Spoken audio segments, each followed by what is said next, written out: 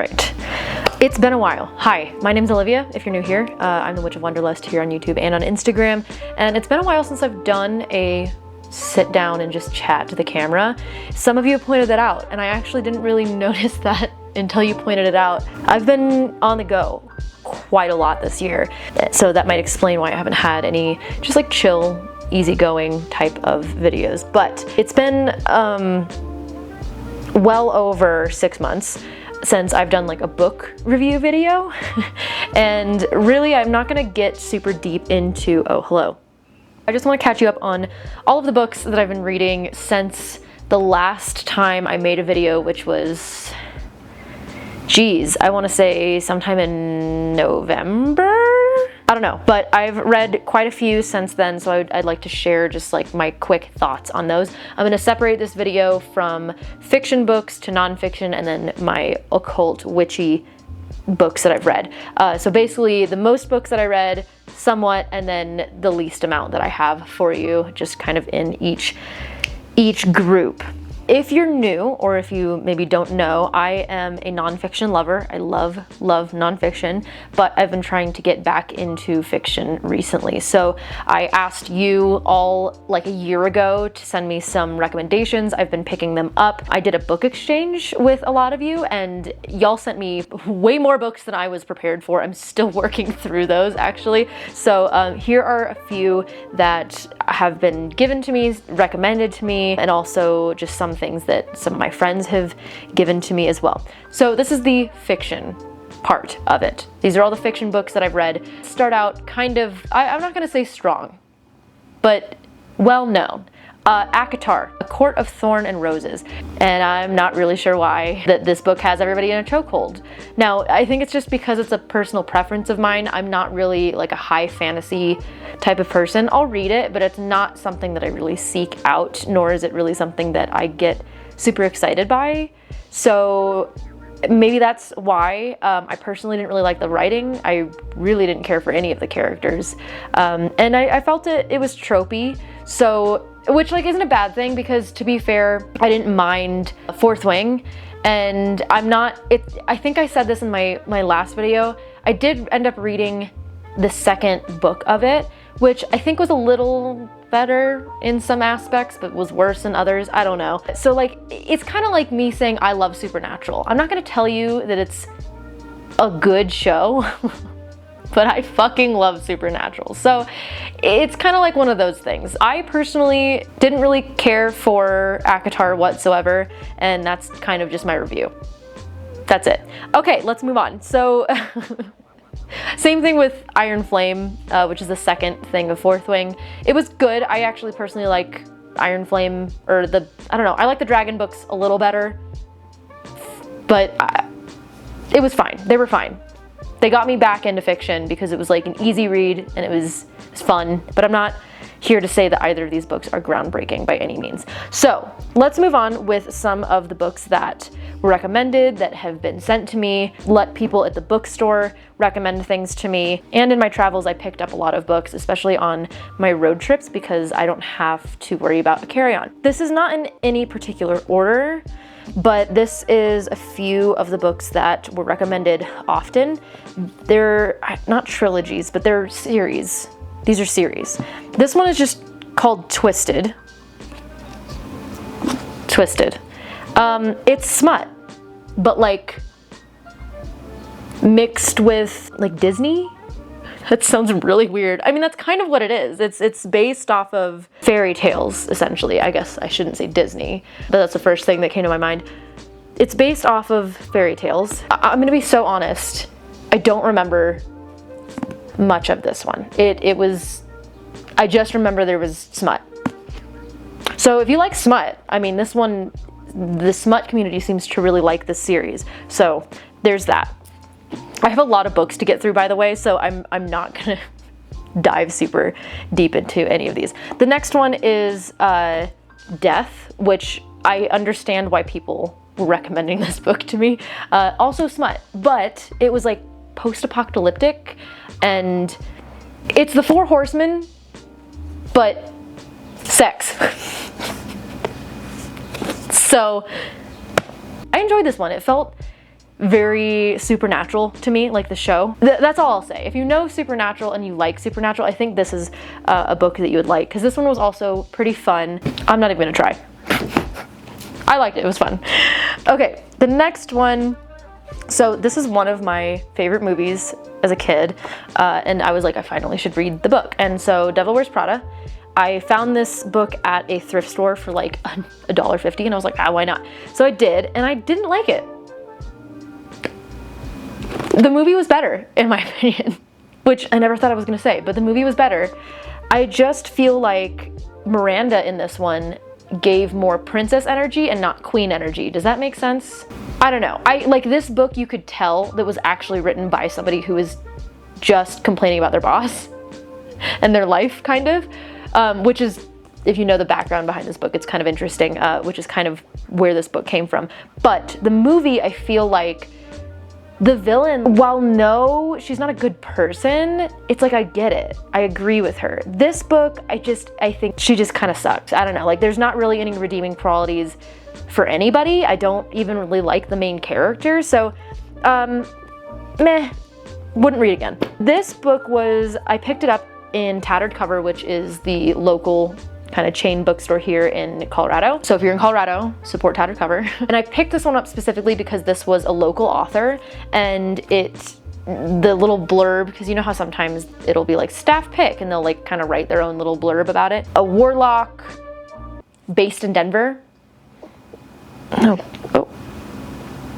He's making all sorts of nasty sounds. You're gross. Oh, you're old and you're gross. Yep. Old and you're gross. I love you. That's why I picked this up, because I was like, okay, occultism, Denver, I'm in. It was cute. It was actually a lot of fun. I finished this in a day. It was a very, very easy read. It was very easy to just want to continue reading.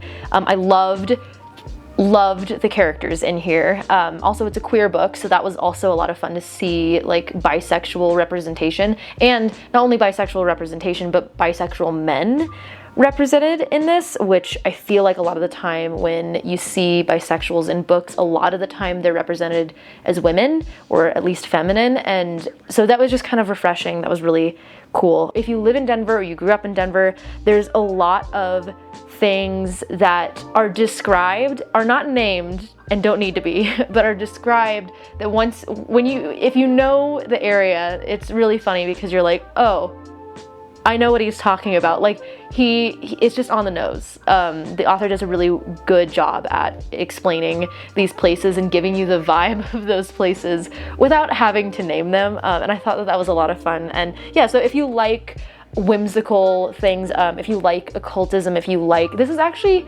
I would say it teeters on high fantasy, but obviously it's not creating a whole other world. So it kind of teeters onto like different dimensions, I don't know, different worlds, spirit world type of thing.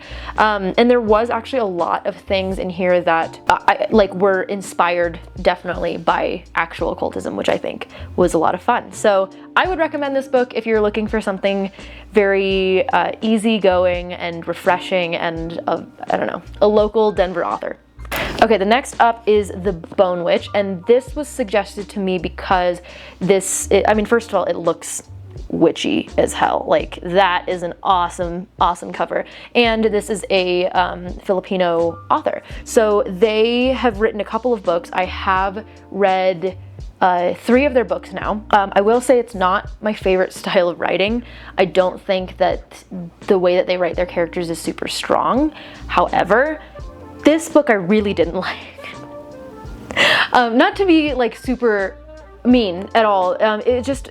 I think the concept was there, the plot was there, but all the focus was in the wrong places. Again, it was also high fantasy, so that might be me with my bias of not really loving high fantasy, but I just think there were so many things that could have been really strong and just weren't. And so I feel like I expected so much more. And also this book it's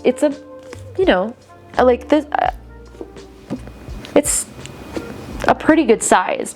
And for this size, I really don't think much happened. Like, I don't know. So I just I feel like with more editing, more ironing out, this book could be really, really good. I gave Frankie the other book that I did read from this author, which was called The Sacrifice, and it was based off of Filipino folklore. That one was also a lot of fun. However, I will say again, the characters for me just were not very strong. I did like that main character was non-binary, and again, that was very refreshing. However, they just weren't a strong character, so it was very hard for me to really feel anything for them. Like I wasn't against them, but I also wasn't for them. It was just kind of like meh. I don't remember if I reviewed this one or not. Whatever. The Witches of New York. So I know that I probably put this one on my book Instagram. I definitely did, but this one I actually really, really enjoyed. I don't know, I don't want to say practical magic, but I think practical magic does a really good job of showing more closely to like what real witchcraft looks like and what real practitioners look like. And so does this book. And it gives very aunties, they take care, and things get really wild. Like at first it kind of starts out a little slower, and then things start to definitely pick up the pace and get a little more gruesome. But I did really like this book. This was a really good like autumn winter read. I already put kind of like a full rant-ish. I was nice about it though. The Secret History. Everybody, I think this phase for the internet is kind of phasing out finally, but I didn't like it. I don't get the hype. I don't get it. Also, I'm not really sure why it's called dark academia. Like, yes, there's a murder, and that's not a spoiler because it's like on the first page. Yes, there's a murder. That's it. That's like the darkest we get with the dark academia part. It just does not live up to the hype, in my opinion. I am really glad that I spent $3 on it instead of full on buying it. It's just not my cup of tea. Now, what I will say, dark academia, is Ninth House. So this is what I would consider to be dark academia. This was also a really popular one, and after being burned so many times by the internet of telling me that, oh, this is an amazing book, this is an amazing book, and you know, I read something like The Secret History or ACOTAR or Fourth Wing, I don't mean to be an asshole, I swear. These are just my preferences. I just don't love those things. So I was kind of hesitant because I'm like, look at this beautiful cover. Look at this beautiful cover. And it's supposed to be dark academia. It's supposed to be supernatural. It's supposed to be all the things that are good and that I love. And I was like, I am not setting my expectations high at all. And actually, maybe that's why I really liked it. I actually really, really, really enjoyed this because again, it's not high fantasy. It does give me kind of supernatural vibes, but a little more sophisticated. Oh, it's getting dark here. The sun is like coming back, going away, nobody knows. Yeah, so I loved the characters, especially the main character. I really, really liked her for so many reasons. I could probably talk a little longer on this one, but I really did like this one. I do have Hellbent, which is the second book. I'm not usually one that likes series, to be honest. I'll maybe go on to the second book and be like, yeah, okay. This one I was pretty excited about. I was like, okay, you know, I'm kind of down to read the second book, and I have it, but I'm waiting till the fall to read it just because I feel like it's more of like a fall winter book. One of my favorite books that have come out of this whole fiction revamp in my life that many of you actually have suggested was The Invisible Life of Addie LaRue by V.E. Schwab. And by far that was probably one of my favorite books that I've read in a very long time. So thank you for everybody who recommended that. It was one of the most fun books I've read in a very long time, and also the timing that I read it was also very good for me as well. So that being said, I was like, okay, V.E. Schwab, let's go. I ended up getting a bunch of her books just to see kind of what else she had, because it looked like she had a pretty big range. So I got both Vicious and, Vicious and A Darker Shade of Magic. I love the way she writes. The way that she creates characters and the way that she creates worlds is just, it's very beautiful, and I really can't get enough.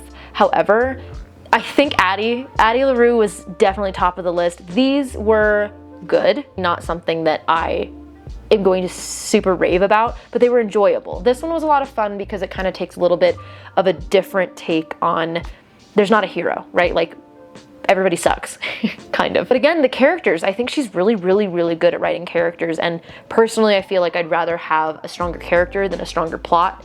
That's just me. This was fun. I didn't fall in love with it, but it was a really fun book and kind of just interesting of like toying with the idea of like, what if there was no hero?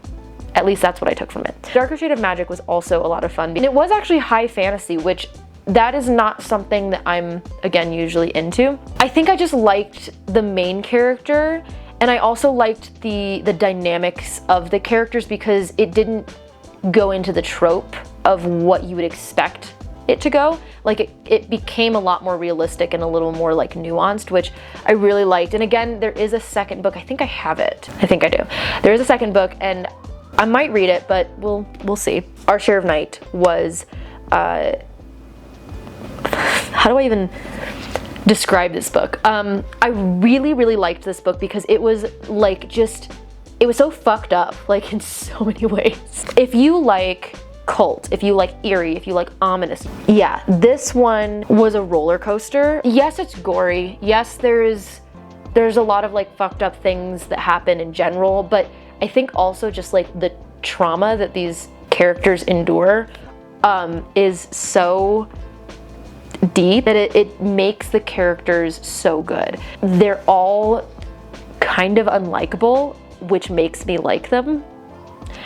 And not in like, ooh, a sexy villain. Like, it's because they're these flawed humans that will have their own motives and they're all working against or with each other. Only thing that I will say with this book is it is way too fucking long.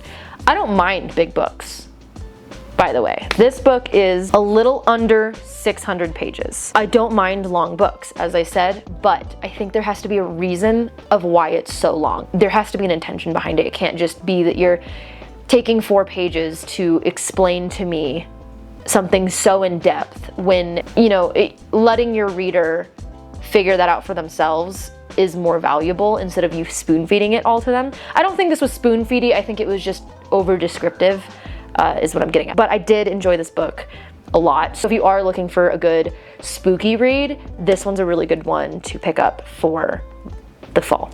Speaking of spooky reads, did I already talk about this one too? It's fine. I don't know. And there goes the sun. House of Leaves. I don't remember if I talked about this one. I know that I had this one in my list. Whatever, it doesn't matter. I'm gonna talk about it anyway. So my friend Herman suggested this book last year, and I ended up getting through it. It's such a weird fucking book. I didn't love the character or any of the characters, and as we have come to learn, I am a character-based person. I like strong characters. I don't really,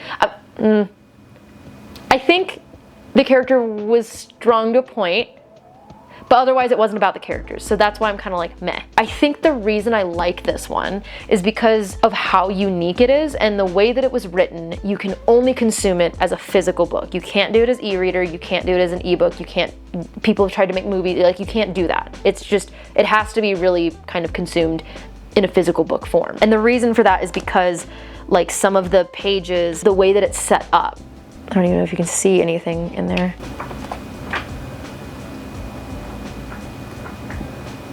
So this is how, it's not focusing.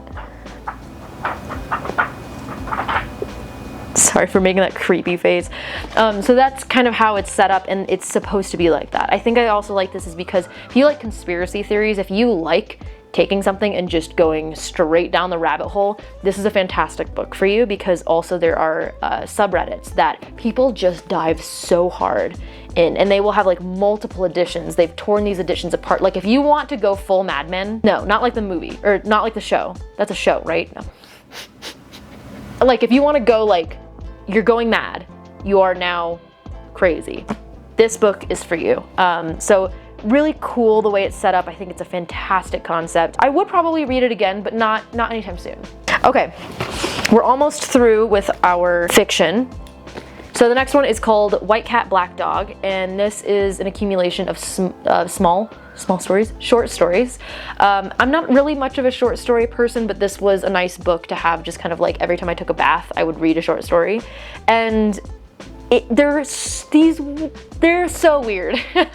And the way that it's described on the back was Brothers Grimm meets Black Mirror meets Alice in Wonderland.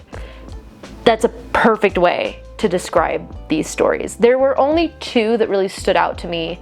Well, I guess 3-ish, but 2 specifically. And one of them I think I want to reread because a lot of these I couldn't really figure out what was happening.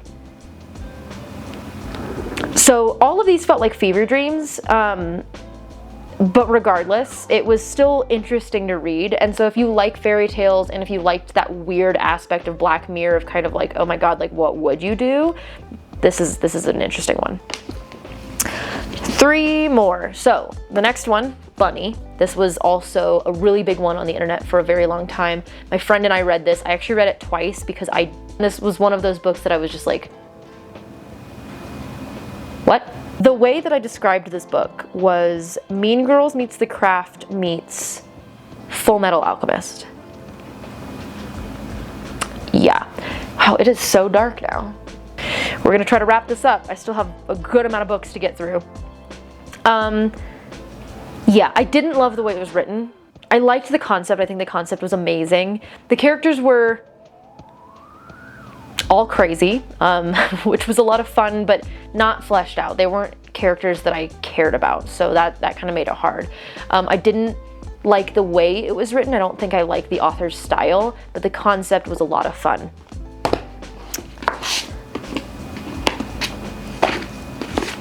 My second to last is Sign Here. I finished this book in 2 days. It was so good. I was starting to get into a reading slump, especially with fiction, and this one pulled me straight out of it.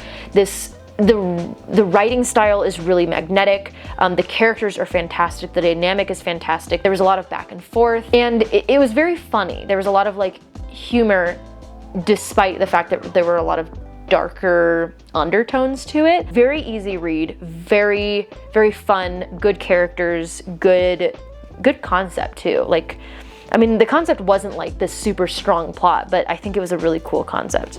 And my last fiction for you was The Paleontologist. The reason I picked this one up is because on the front, I'm a sucker for little blurbs. What can I say? It's kind of like A Night at the Museum, but like horror. And I fucking love The Night at the Museum. It's my comfort movie or movies series. So I started to read this, and then all I wanted to do was watch Night at the Museum, and I watched all 3 of them. I don't think I liked this one.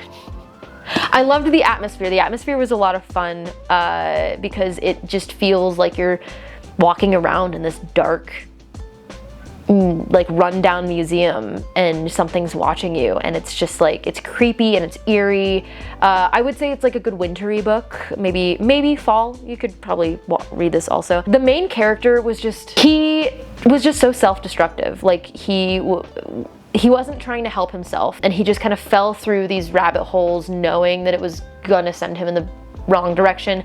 I didn't like the ending. I thought the ending was really tropey and very predictable, and I wasn't super excited about it. However, if you like dinosaurs, if you like horror, mystery, I guess mystery would be a better, horror isn't, I wouldn't say it's scary, but like, yeah, mystery would be a good place to start with this one. Then it's not too bad. Like it is like a pretty easy read. It's just, I just feel like there was so much added to it that like didn't have to be added to make the story good.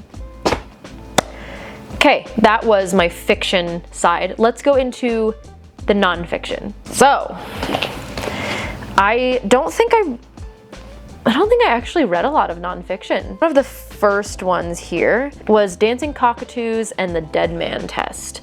And this one was good.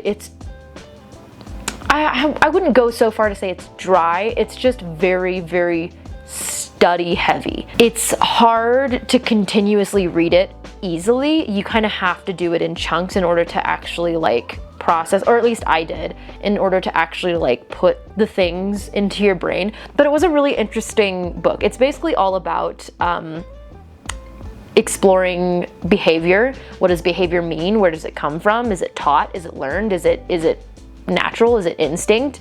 And then just kind of how we've tried to test that, how we've tried to figure that out. The sun is going away. I'm so sorry. I might move into the living room. We'll see. Or maybe I have a light. Could probably do that. Hold on. Hopefully that works out a little better.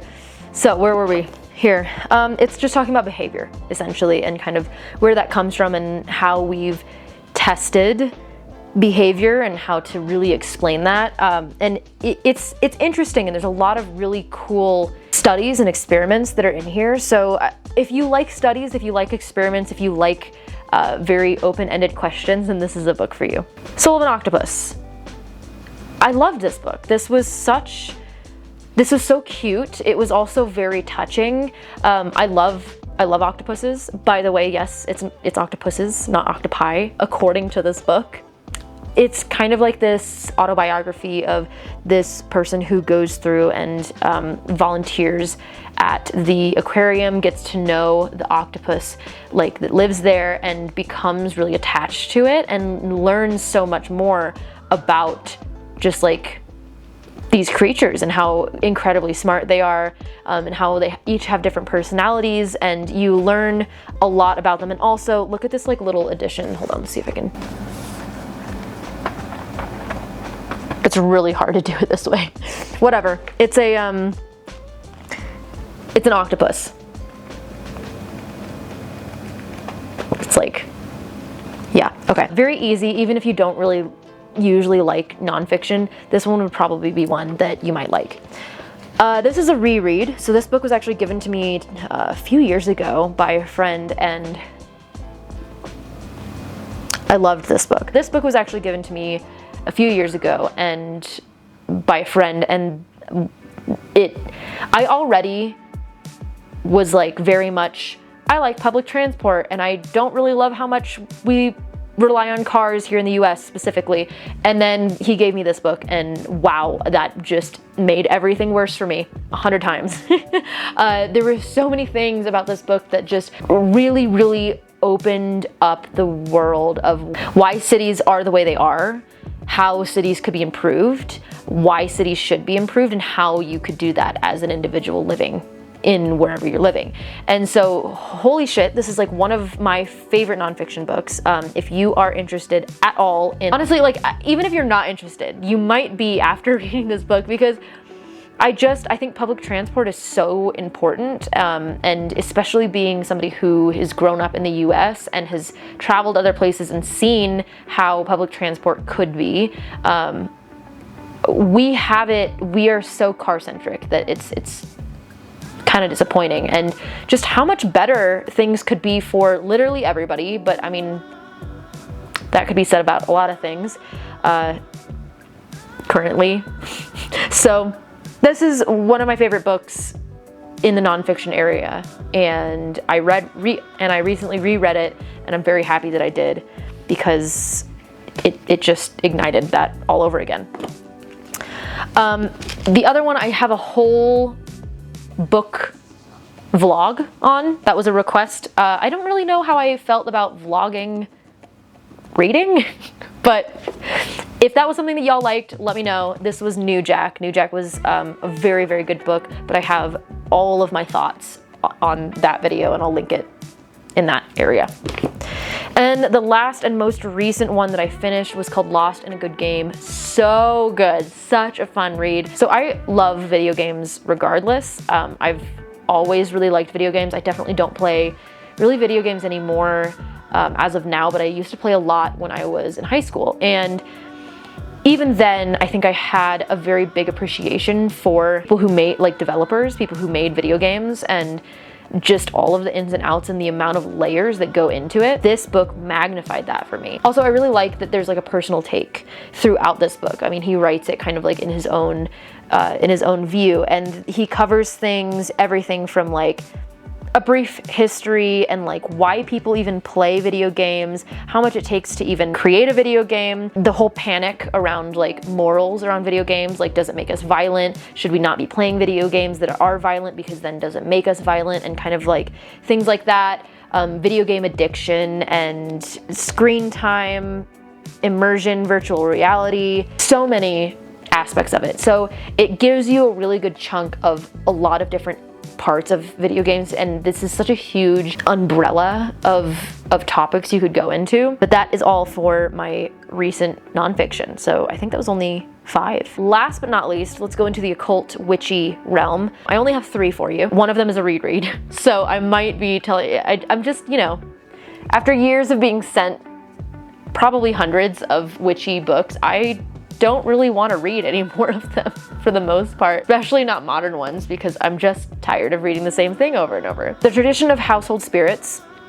So I liked this one because it goes back through kind of just old superstitions and history and lore, but then also kind of like practices and like the parts of the homes and what that signifies and all those things. So it's a very good breakdown if you're like really into hearth practicing and like hearth witchery. This is a very good foundation book for you to start with, and it gives you a really good idea of kind of what areas to work with and how to even work with house spirits, what house spirits even look like in different traditions, and what they can do for you, what you can do for them, all of that good stuff. The next one is the Book of Candle Magic, and this one's not like one that you sit down and I guess like flip page by page, but it's just one that I've come to like reappreciate, because this really is, I think this is one of my favorite books on candle magic, just because it kind of goes into all of the specifics and all of the details of candle magic,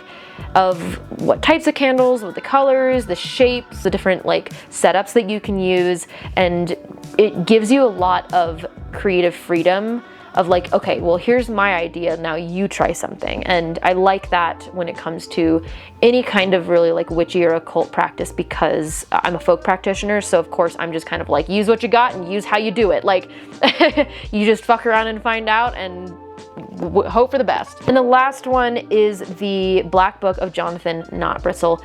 This one reminded me, now, I read Marshall's book from Witch of Southern Light, his book, The Cutting Words. Read that book first before I read this one. So of course I'm gonna say this one reminded me of that book. And the reason for that is because this book is stories of Jonathan Knotbristle, who he uses witchcraft. He meets the devil, or the witch's devil, right? Like the devil. He meets the devil and makes a deal and learns how to work with a familiar and speaks with this familiar spirit. And through the story of Jonathan, you learn all of these different spells and rituals and like spirit communication and all these things. So it's not a spell book set up as a recipe of like, okay, here are the things you need and here are your directions. It's set up more as a story, kind of just how fairy tales were used.